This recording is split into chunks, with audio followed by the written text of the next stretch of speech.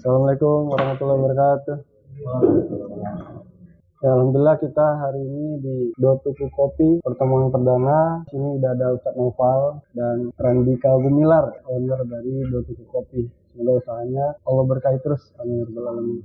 Apa kabar Ustadz Noval? Alhamdulillah baik. Baik ya. Antum sehat ya? Alhamdulillah sehat. Antum sehat?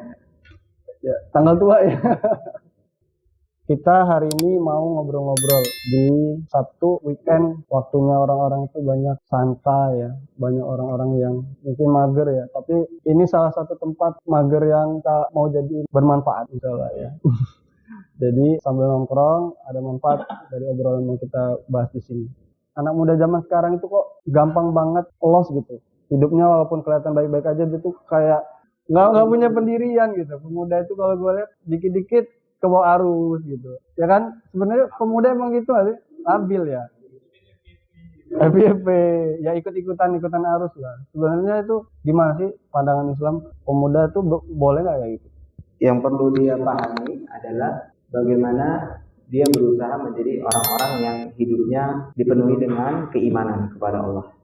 Namanya iman itu dia bisa terawat dengan baik kalau dia melakukan amalan-amalan ya dari kebaikan-kebaikan yang ada. Makanya di dalam Islam itu innamal mu'minuna alladzina idza dzukirallahu wajilat qulubuhum. Apabila seorang mukmin itu disebut nama Allah Subhanahu wa taala, maka hatinya bergetar. Jadi kalau imannya benar, imannya jujur kepada Allah, tentu hatinya menjadi survive, dia bisa memilah mana yang baik, mana yang buruk. Oh, dia punya pendirian tuh ya? Punya pendirian, dan iman itu bisa tumbuh ya karena amal solehnya dalam man amila sholihan min dzakarin aw untha wa huwa mu'min, orang yang beramal soleh baik dari laki-laki atau perempuan dan dia beriman kepada Allah, falan yanahu hayatan thayyibah, maka hidupnya akan baik, enggak lost gitu aja.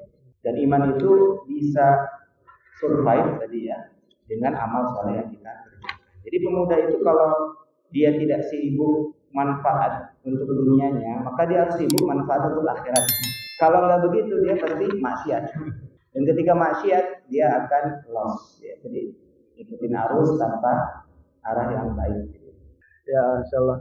Orang-orang yang sering ngerasa kosong, ngerasa capek, ngerasa sendiri, padahal dia nggak sendiri, padahal dia rame-rame, padahal dia istirahat. Karena bingung gitu ya. Iya, padahal diri dia sendiri gitu ya. Karena kan dia yang ngerasain, kita kan lihat aja apa yang dia udah tidur kok capek, apa? Dia lagi rame-rame kok dia merasa sendiri. Capek hati apa capek? Nah itu dia, makanya kan mungkin ya capek hati atau kalau secara fisik kita kan dia udah cukup gitu. Cuman kalau pandangan Ustaz sendiri apa nih penyebabnya ini orang kayak gitu? Orang yang seperti itu karena hatinya lagi nggak baik. Hati nggak baik itu biasanya disebabkan maksiat. Makanya salah seorang ulama mengatakan min awwalil khair di antara cara kita biar mendapatkan kebaikan, baik hatinya, baik kehidupannya adalah meninggalkan dosa. Dan dosa ini yang membuat hati kita kayaknya udah tidur, kayaknya rame, tapi kok kayak hampa, hati nggak tenang. Berarti kuncinya ketenangan itu harusnya dari Allah. Ketenangan dari Allah. Bukan dari dunia ya. Ketenangan dari Allah itu maksudnya gimana? Kayaknya gue sering dengar Allah Akbar, tenang juga. Ya di antara cara kita mendapatkan ketenangan dalam mengingat Allah itu nggak bisa sendirian, harus berhubung dengan orang-orang soleh kayak antum ini. Amin. Di masjid lah pertama saja, sholat dan berbanyak hal-hal positif, ya kajian-kajian, kemudian nongkrong sembari ngobrol perkara iman kayak gini. Jadi merasa dicas imannya itu, dan itu yang membuat nanti ketika disebut nama Allah itu akan terasa beda. Ya, kalau cuma Allah doang tapi nggak dapat penjelasan, nggak dapat kawan ngobrol yang soleh ya nggak bisa. Tapi kalau kita punya komunitas tongkrongan yang asik, ingat akhirat, atau kita punya kajian rutin yang kita hadiri, teman-teman yang ingetin kita sholat, kita ngaji ini belajar tahsin jangan malu gitu kan. Makanya penting sekali pengaruh teman itu dalam Islam itu. Ya ibaratnya kalau dia berteman dengan minyak wangi yang penjual minyak wangi, tentu dia akan menjadi wangi walaupun dia nggak beli, karena semua kanan kiri penjual minyak wangi ini kan parfum, ya artinya akan wangi juga. Harus tetap punya lah kawan yang saling mendukung dalam kebaikan ya, kawan yang saling mengingatkan sholat, ingatin ngaji.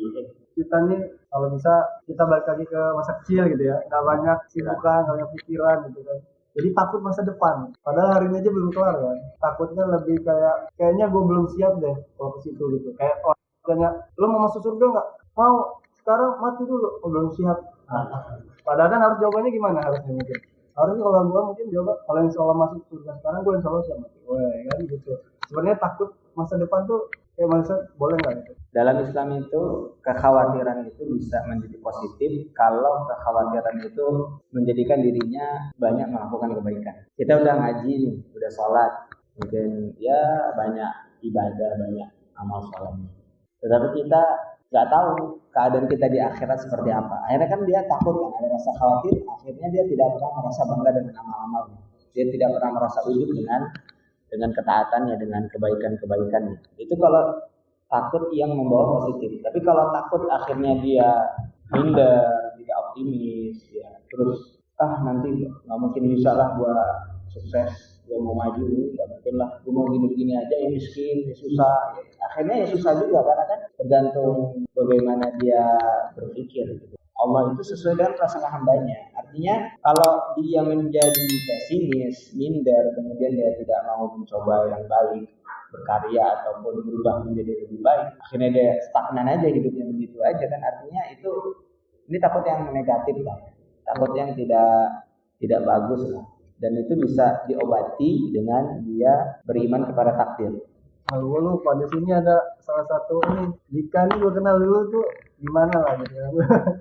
Terus kita ketemu ya, ketemu main skateboard bareng, tahu ngaji. Pasti itu ngilangin zona nyaman lu yang lu seharusnya tadi kumpul sama temen. Ya di fase yang itu tadi, lu tadi bingung itu kan. Jenuh ya.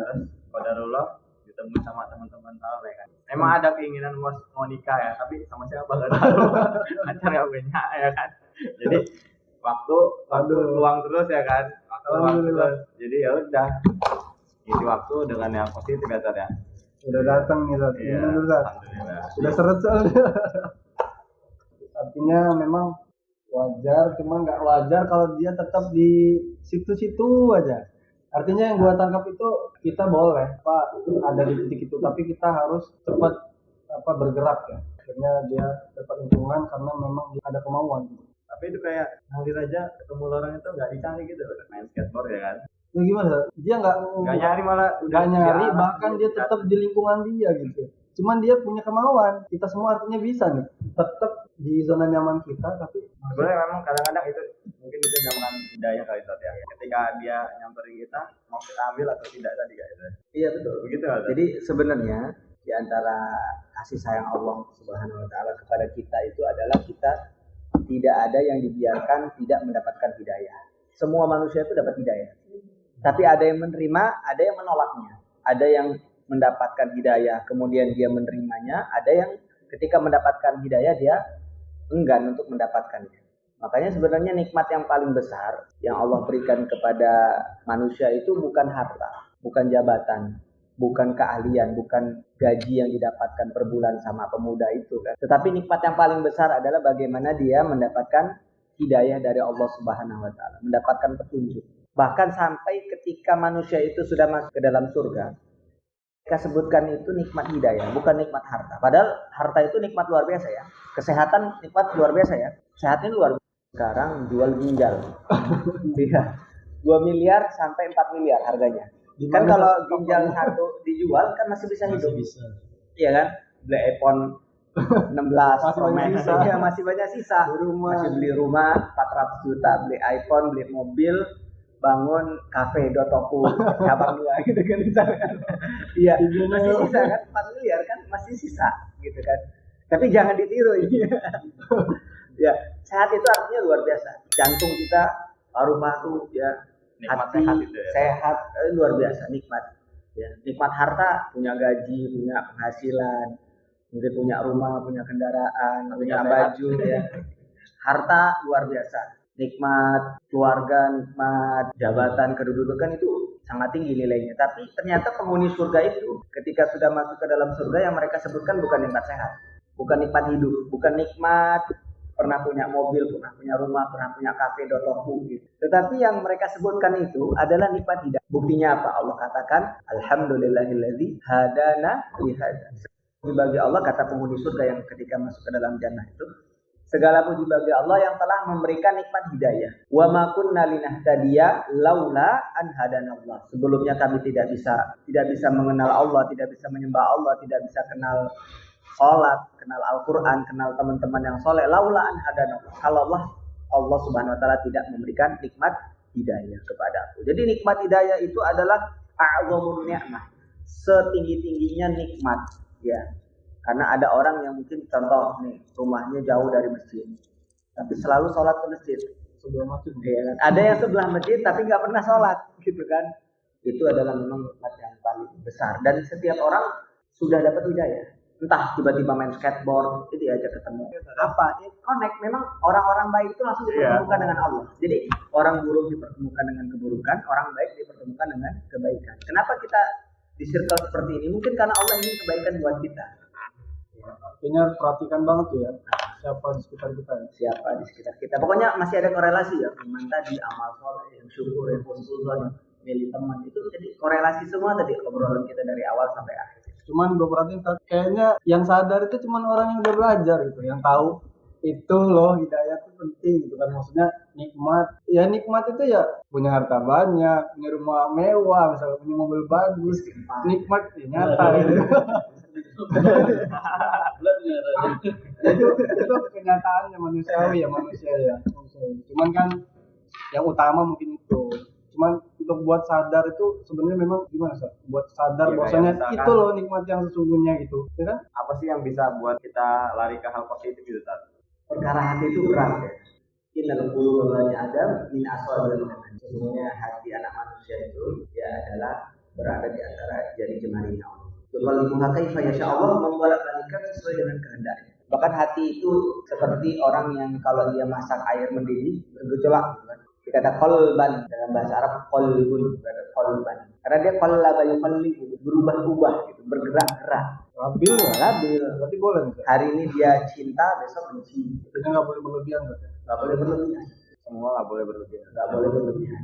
Makanya kita selalu meminta kepada Allah, ya muqallibal qulub, tsabbit qalbi ala dinik. Wahai Zat yang membolak-balikan hati, tetapkanlah hatiku di atas agama. Karena kenapa? Karena hati kita itu dari kata qalbun, artinya berubah-ubah, berbolak-balik. Jangankan kita, orang yang hafal Quran, orang yang punya pemahaman di atas rata-rata, bukan orang awam, tetapi ya tadi yuqallibuha kaifa yasha, Allah membolak-balikkan hati sesuai dengan kehendaknya, ya. Akhirnya apa? Dia murtad gara-gara apa? Fitnah harta dan wanita. Akhirnya dia murtad, ya udah kafir. Matinya dalam keadaan kafir. Nah, itu punya hati yang perlu kita jaga, yang perlu kita istiqomahi, yang perlu kita siram dengan iman, dengan ilmu, dengan amal soleh, dengan perkumpulan yang positif seperti ini. Dan khususnya tadi buat pemuda-pemuda yang sering lolos tadi. Kalau bau itu diputar kok udah nggak kenceng-kenceng lagi. Menutup. Yang pertama tadi ya, dia harus menumbuhkan imannya kepada Allah. Karena al-imanu yazidu wa yanqus. Iman itu bisa bertambah dan berkurang. Yazidu bit ta'ah. Dia bertambah karena ketaatan yang kita lakukan. Wa yanqus bil maksiyah. Dan dia bisa hilang bahkan turun jauh karena maksiat. Jadi pesannya itu satu sih. Jangan tinggalkan yang wajib dan jangan melakukan yang haram. Udah itu aja. Karena setiap pemuda ini kan ada masa semangat ya. Semangat dalam melakukan ibadah, melakukan kebaikan. Ada dia males gitu kan. Yang tadinya suka nonton ceramah ustaz di reels, yang IG gitu. Nanti lama-lama bosan lah dengan yang lain gitu, dengan yang seru gitu kan. Campur dikit-dikit ya. Boleh nggak tuh? Ada masa tipis-tipis lah saat. Bosan. Ada petunjuk ya sebenarnya likulli amalin sirrah. Setiap amal itu ada masa semangat. Kita nih lagi semangat karena kita lagi ngomong perkara iman, semangat. Walikulli sirrah fatrah, dan setiap masa semangat dalam melakukan kebaikan dalam ya amal soleh itu ada masa kita akan meredup, akan berkurang, hilang semangatnya. Ya, faman kana fatratuhu ila sunnah Ketika dia dalam keadaan lemah, dalam keadaan lagi nggak semangat, dalam keadaan redup imannya, dia kembali kepada sunnah, maksudnya kata para ulama tetap sholat 5 waktu lah, walaupun dia nggak ba'diyah qobliyah, walaupun dia nanti nggak tahajud, nggak duha, pokoknya tetap zuhur, asar, maghrib, isya, subuh, pokoknya tetap jaga yang wajib. Kemudian meninggalkan yang haram, ya jangan ya zina, gitu kan. Yuk kita begal ya, gitu. Pokoknya jaga yang wajib, meninggalkan yang haram. Faqad aflah. Ketika dia tetap di jalan yang benar tadi, melakukan yang wajib, meninggalkan yang haram, maka dia akan tetap dalam keadaan selamat, dalam keadaan beruntung. Hidup ini simpel. Kalau begitu aja udah insya Allah surga, insya Allah. Iya, insya Allah surga. Dijamin. Insya Allah. Orang la ilaha illallah aja masuk surga. Kalau la ilaha illallah, shadiqan biha dakhala jannah. Orang yang bertauhid tidak melakukan kesyirikan akan masuk ke dalam surga Allah. Tapi kalau orang punya la ilaha illallah masih ada harapan dapat syafaat dari Allah Subhanahu wa taala. Yang penting dia masih tidak melakukan kesyirikan, ada la ilaha illallah. Tapi jangan coba-coba enggak apa-apa lah la ilaha aja. STMJ gitu kan, sholat terus maksiat jalan. STMJ. Ya, itu jangan juga STMJ. Sholat terus maksiat jalan. Ya gitu. Kalau misalkan dia ngelakuin itu karena dia belum tahu nih dampaknya bakal dirasa begini gitu. Karena belum tahu ya. Lagi-lagi itu ini nggak ada. Kalau aku zaman sekarang udah nggak ada yang nggak tahu kayaknya ya. Tahu kan ya kan. Soalnya ilmu di mana-mana. Pura-pura nggak tahu ya. Pura-pura nggak tahu. Tapi banyak kan orang yang nggak mau tahu dulu lah. Bukan gitu, iya. Kan. Karena dia bilang kalau nggak tahu sama tahu beda gitu. Lebih kan, kayak nggak mau tahu, sama kayak ada chat masuk, Iya, gue kan? nggak mau buka. Iya. Nanti kan ketahuan gue memang nggak buka. Sebenarnya bukan nggak buka, nggak mau buka. Iya, kadang ada yang nggak mau dulu, nanti aja lah kadang-kadang. Itu ada konsekuensinya, Pak. Karena ada konsekuensi pasti ada. Iya. Karena kan ada yang bilang kalau misalkan yang tahu sama belum tahu itu dosanya beda. Beda. Mungkin lebih situ saja. Jadi itu Pokoknya pegang satu itulah. Pokoknya jaga yang wajib, tinggalkan yang haram. ya, misalnya Ustaz, jadi yang buat simpulin memang lagi-lagi pentingnya belajar sih Ustaz. Gak mungkin tadi kita bisa dapat itu semua tanpa belajar. Di antara penyesalan orang yang nggak mau belajar itu Allah katakan dalam Al-Mulk, qalu law kunna nasma'u wa na'qilu ma kunna fi ashabi sa'ir. Seandainya dulu saya pakai akal saya untuk belajar, telinga saya untuk mendengarkan ilmu, maka ma kunna fi ashabi sa'ir. Saya nggak akan masuk ke dalam neraka sa'ir ini. Nyesel ya. Makanya wajib belajar itu wajib. Jadi sudah tegak hujah, apalagi zaman sekarang ya. Kecuali dulu ya nggak ada internet segala macam. Mungkin ahlul fatrah jatuhnya. Nanti diuji lagi di akhirat gitu. Tapi ya nggak positif juga, nanti tetap ada ujian. Ya pelan-pelan ya. Kita di sini pelan-pelan. Insya Allah momen ini langkah teman-teman ya. Seminggu sekali.